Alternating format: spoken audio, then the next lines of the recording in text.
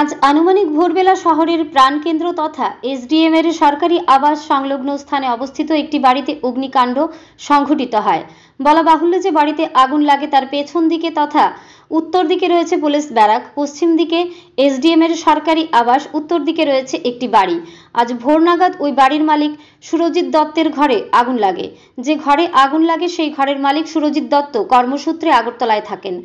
এতএব তার ঘর ছিল খালি।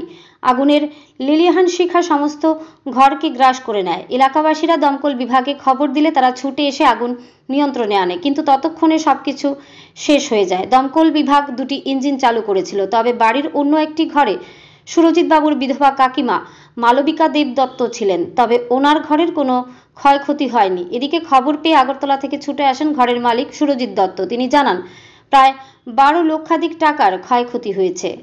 ধর্মনগর থেকে নিজস্ব প্রতিনিধির রিপোর্ট, আরই ধর্মনগর। সুরজিৎ দত্ত, পিতা মৃত সুজিত দত্ত। আমি দীর্ঘ 7-8 বছর ধরে কর্মসূত্রে আগরতলা বসবাস করছি। আমার স্ত্রীও বর্তমান সময়ে এখানে থাকে না, যেটা আমাদের পৈতৃক বাড়ি। তো আজকে ভোরবেলা একটা আগুনে এই বাড়ির সমস্তটাই মানে দুল্লা পুরা শেষ। প্রায় 10-12 লক্ষ টাকার ক্ষতি হয়েছে এখন পর্যন্ত, তারা আমি অনুমান।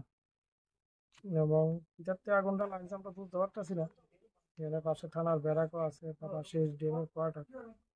আমার যে বাবার সময় তৈরি ঘর বা অন্যান্য ঘর রান্নাঘর সবগুলি উড়ে গেছে, কিন্তু মেন সুইচ অফ করেই আসলো, কারণ আমরা যেহেতু বাড়িতে নাই। তারপরও বুঝতে পারতেছি না কি কারণে এইরকম ঘটনা ঘটছে। 5টা বা 5:30 হইব। আগুন দেখতে পেয়ে আমরা দূরে এলাম, পাড়া প্রতিবেশী। আপনার নাম কি? আমার নাম দুলাল ভট্টাচার্য, পাড়া প্রতিবেশী আমি।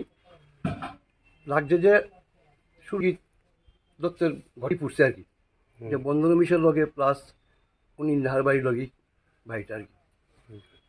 এরপর তো ফায়ার সার্ভিস আইলো, হওয়ার পরে রক্ষা করতেছে না।